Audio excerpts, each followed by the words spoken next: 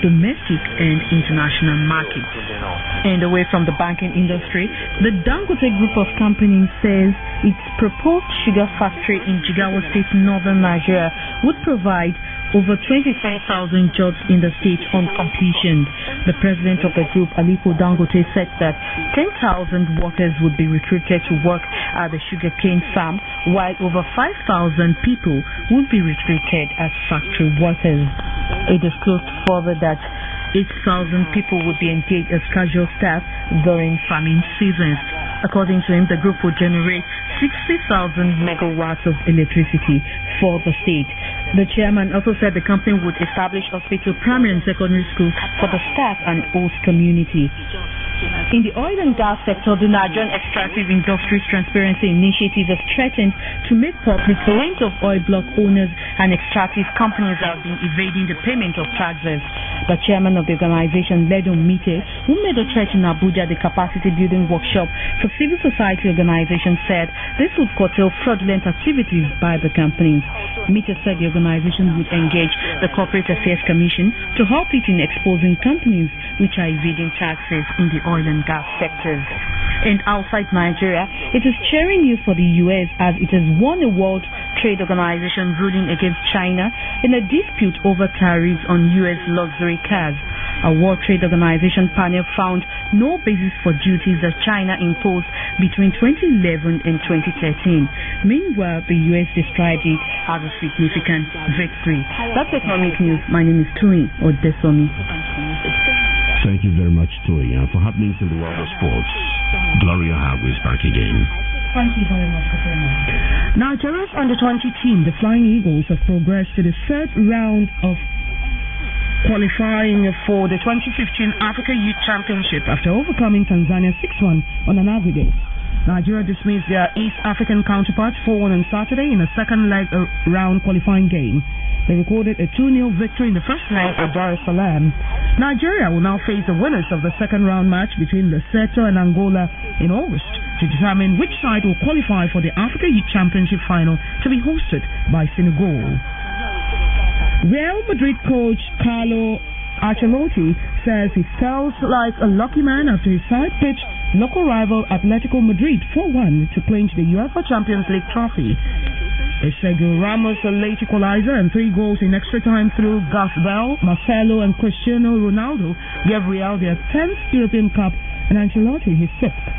54-year-old Italian, who has completed only one season of Real after moving from Paris Saint-Germain, congratulated his players, who he described as a fantastic group. However, expressed sympathy for Atletico Madrid's title defeat. Ancelotti now becomes the second coach to win European Cup 3 times after Liverpool's former manager Bobby Paisley. Marches are scheduled to hold in different centers in Nigeria's men's basketball league this Monday.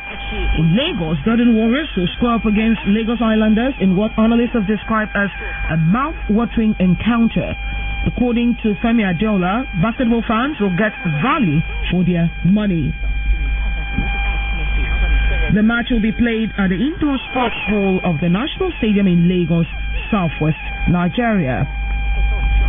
There are strong indications that the second edition of the annual Aba Marathon race will be attended by great marathonists as top-ranking stars from Ethiopia, Kenya, Cameroon and Ghana have indicated interest to join the fray. The consultant to the event, Mr. Shea Adebayo, however, says organizers are still working with sponsors to arrive at the number of foreign stars that will participate in the annual race. He said marathonists from many African countries have indicated interest to participate, but organizers are yet to give them the green light. He notes that Nigeria has a lot to benefit from the yearly sports fiesta, as lots of marathon potentials abound in East, particularly Aba, the host city. The Junior Spring broke of South Africa, raring to have a go at the 2014 Junior World Championship starting in Auckland, New Zealand on 2nd of June. Junior Boks coach Dawie Ferron says his team is looking forward to the championship. They are to depart South Africa on Monday. South Africa has an impressive record in the Junior World Rugby Championship. Last year in France, they finished third, losing only one game by single points to Wales and beating New Zealand 41-34 to finish third. In 2012, they won the title in Cape Town, defeating Australia's Kiwis 22-16 in the title decider. Firon says it's already evident that the squad is reaping the rewards of an adjusted training schedule, which includes 3 tests against Argentina, with the Junior Bucks winning the series 3-0. Compared to previous years, the squad has spent a lot more time together before their departure for the championship. And that's sports news. It's back to you, Okenwa. And sports news by Glory Ohago brings us to the end of the world news. But before we go, a recap of the latest stories.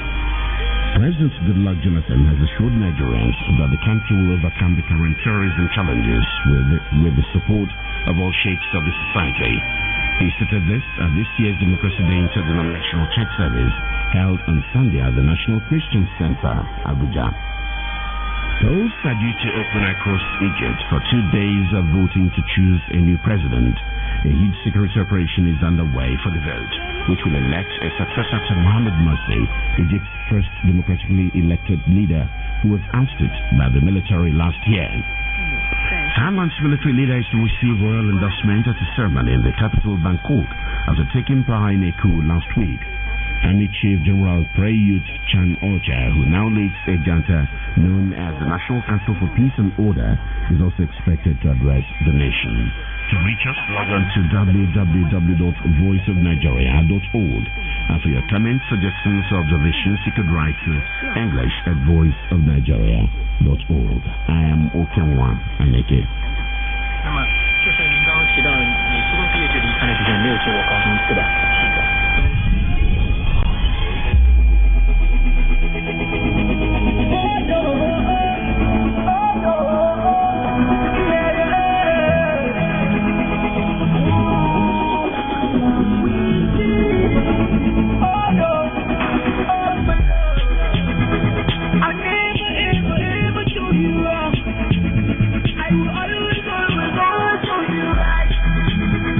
I treat you like a queen.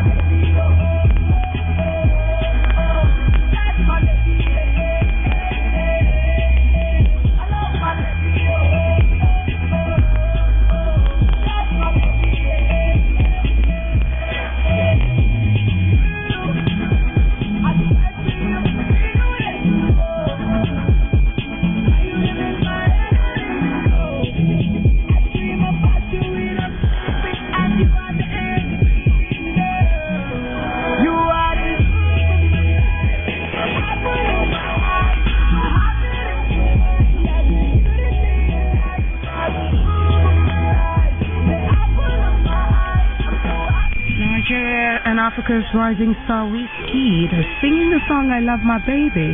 Remember, love is a verb. Any words without action is zero. He brings Citizen on Voice of Nigeria to 6:30 Greenwich Mean Time. Time for Insight.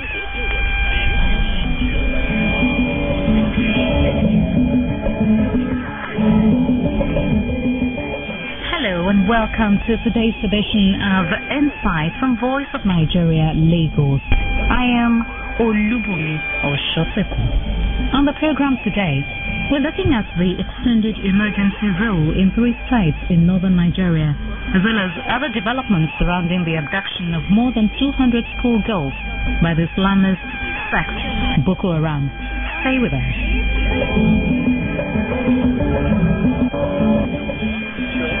The UN Security Council has approved sanctions against the Nigerian militant group Boko Haram, just as protesters are sustaining calls on the Nigerian government to end the activities of the group. Boko Haram will now be added to a list of Al-Qaeda-linked organizations subject to an arms embargo and asset freeze. The imposed sanctions are at the request of Nigeria. The group's abduction of more than 200 schoolgirls in Chibok, a village in the northern state of Borno, last month has kept it under global watch. Reports quoting a draft UN document said its members had received training from Al-Qaeda affiliates and fought alongside them in Mali. Although analysts say it's hard to know what practical effect the sanctions will have, the Council says it's an important step in support of efforts to defeat Boko Haram and held its murderous leadership accountable. The Council also says the sanctions designation will help close off important avenues of funding, travel and weapons to the group.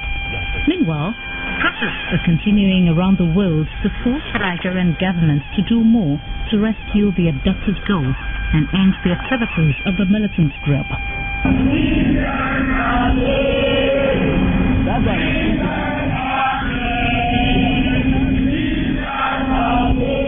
Hundreds of teachers in Nigeria joined the Bring Back Our Girls campaign on May 22. The social media-propelled campaign has seen global outrage to Nigeria's poor handling of the security situation and the abduction of the girls. The Teachers Union marched in memory of the 176 teachers killed by militants and called on the authorities to increase protection for schools, which were closed for the day.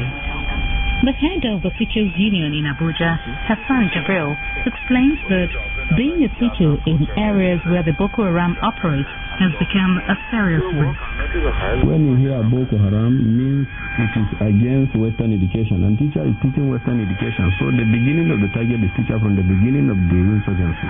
Teachers are being targeted, and 172 teachers killed in Borno State, and 3 teachers killed in Yobe State. And you can also remember that there are so many schools burned, destroyed, and no place, shelters for academic programs.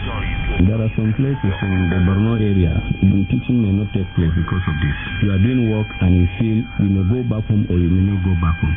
You are in your house, you may sleep today to tomorrow or not, you don't know. So this is a disheartening situation that has turned people psychologically upside down, and people are feeling the pain. We here too, we are feeling the pain. The government should intensify effort if possible, whichever way they go. If they can accept dialogue, if they can accept compensation, if they can accept swapping, whichever way, if they can accept to see and do that the girls are released.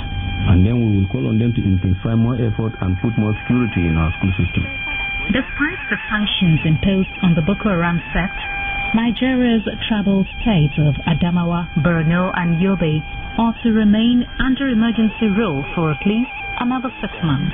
This is because the federal legislators have approved President Goodluck Jonathan's request for the extension of the emergency rule imposed on the 3 states last year.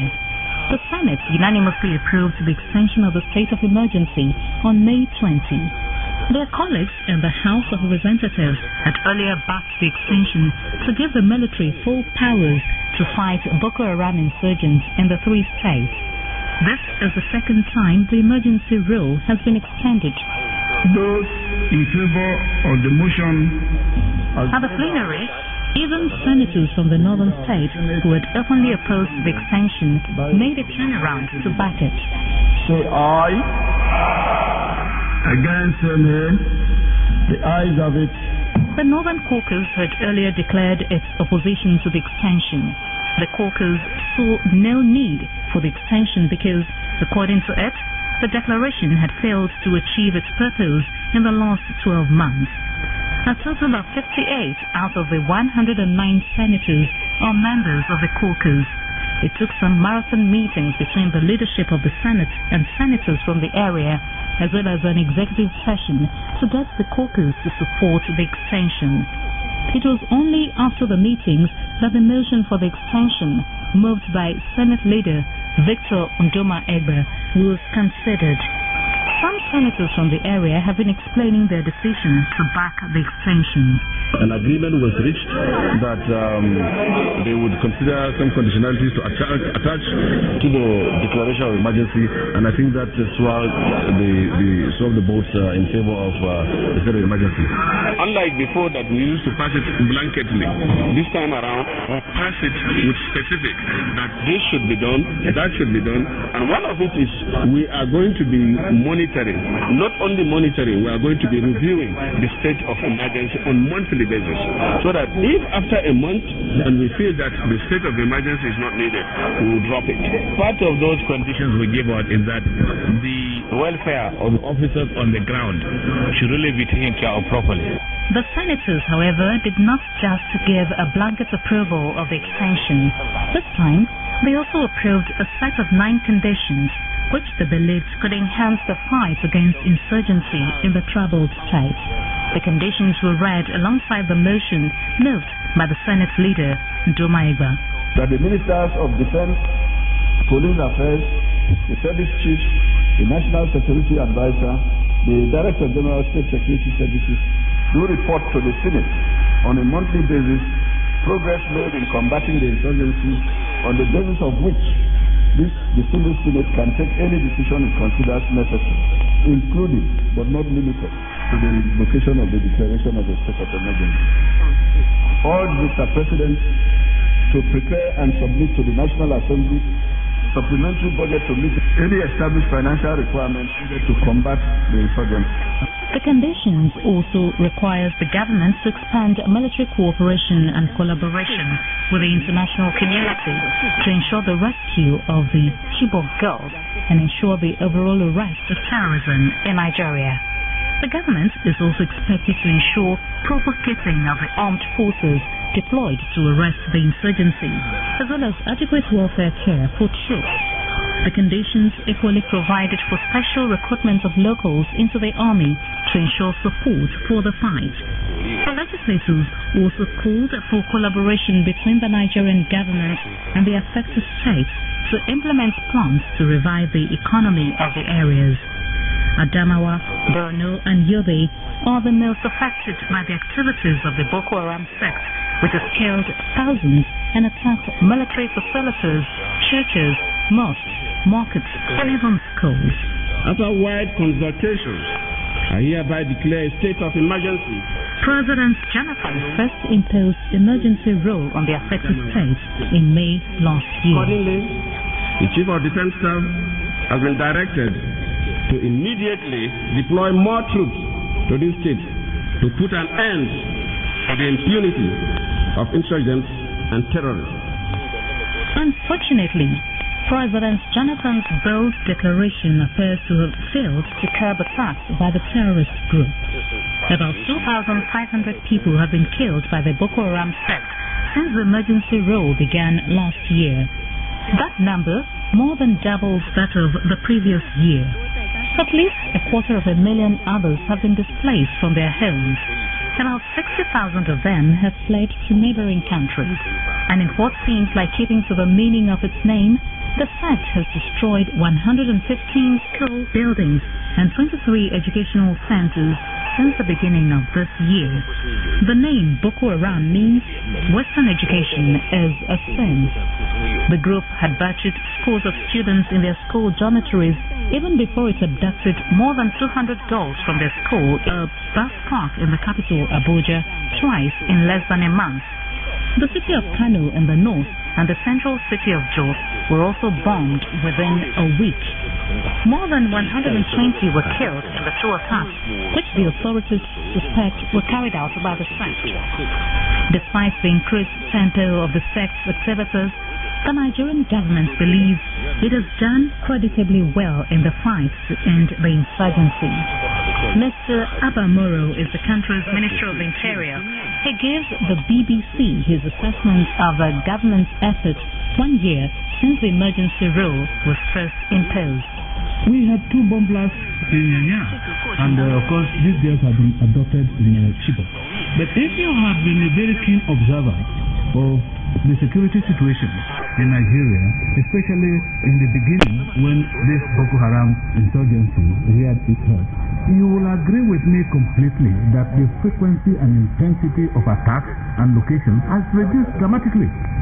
Because at a stage, you want to agree with me that the activities of the Boko Haram sect were restricted to the 3 northern states of Borno, Yobe, and Adamawa, where a state of emergency was declared. Today, of course, we have a resurgence of the activities of Boko Haram. And of course, the federal government has taken appropriate steps to stem the tide of this resurgence. But not everyone shares the government's conviction about efforts to end the insurgency. An Abuja-based social media activist, Rotimi Olawale, told the BBC that Nigerians no longer trust the government to guarantee their safety. Everybody is a local government on itself. Everybody provides their own security. I'm responsible for my water. I'm responsible for my restaurant. I feel safe in this city. 2 bomb blasts happened in Abuja. In the last 2 months, I don't think anybody feels safe in any part of the country. Nigeria's major opposition party, the All Progressives Congress, too, has expressed its dissatisfaction with the government's handling of the security challenge. Mr. Nasser El-Rufai is a key figure in the party. The PDP government took this insurgency not seriously enough. In the beginning, they thought this was a northern conspiracy.